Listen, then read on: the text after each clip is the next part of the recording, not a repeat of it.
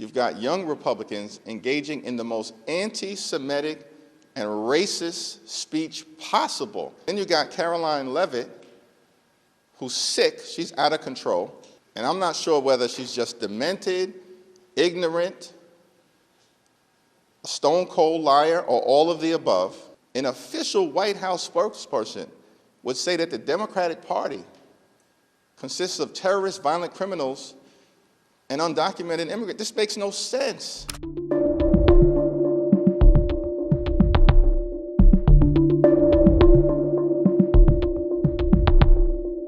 This is day 17 of the Trump Republican shutdown, and the House and Senate Democratic position remains the same.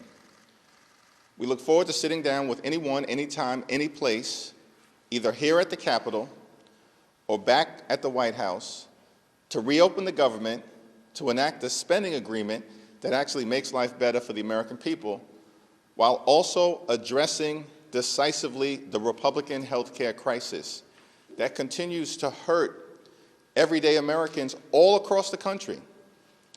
Every day that goes by, there are people throughout America receiving notices that their health care premiums, copays, and deductibles are about to skyrocket. In the district in upstate New York, the North Country, currently represented by Elise Stefanik, there are couples who currently pay about $2,000 per year for their health insurance premiums because they benefit from Affordable Care Act tax credits.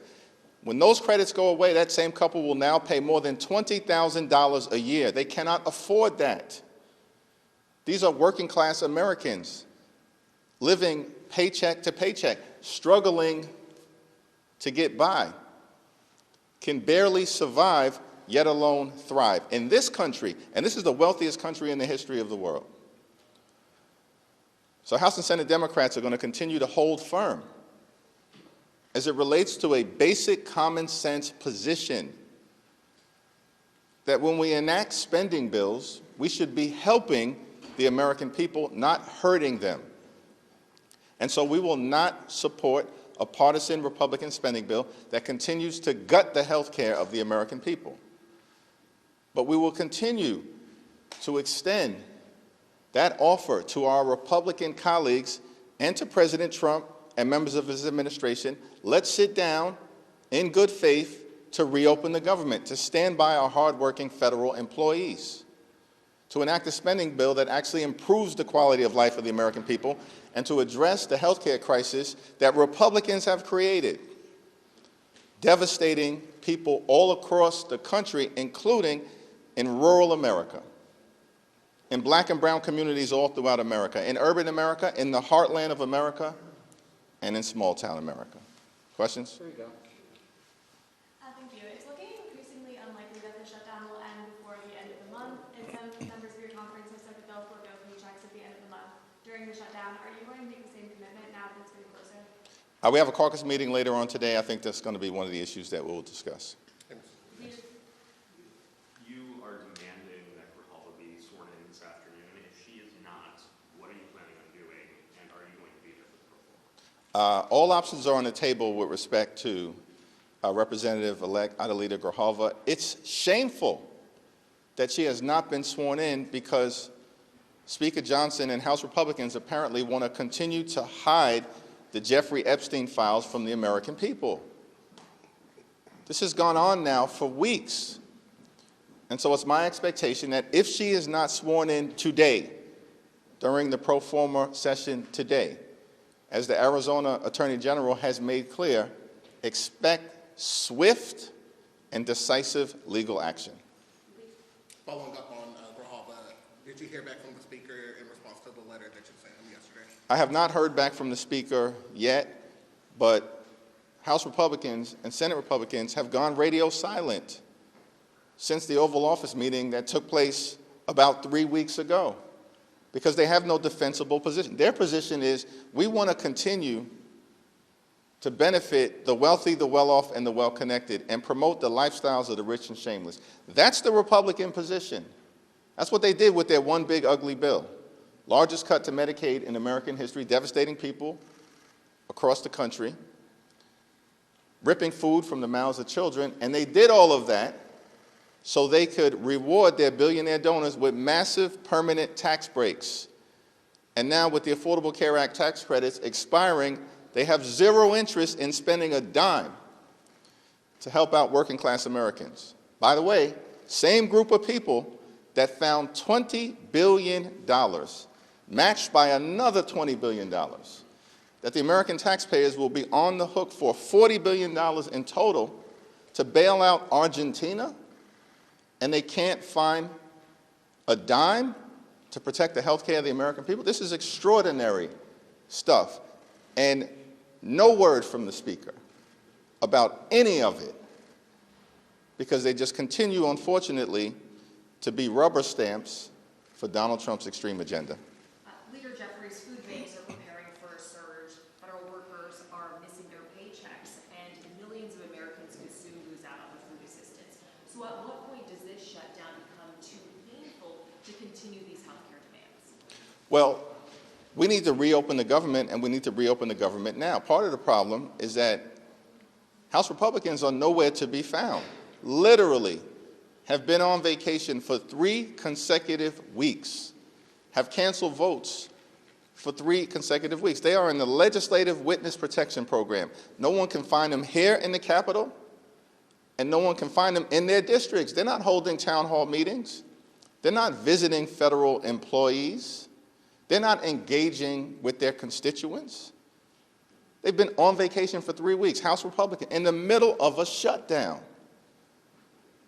And so what we need is for them to come back to work so we can work this out, reopen the government, stand by our hardworking federal employees. By the way, the Trump administration this year, before the shutdown, has forced out over 200,000 civil servants. That's before the shutdown.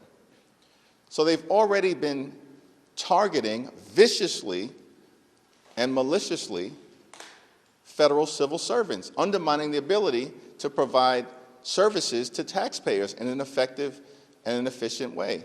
And so cruelty has been the point for this administration. We know this because the OMB director said his goal was to traumatize federal workers and thereby traumatize the American people. That's their words. Paul?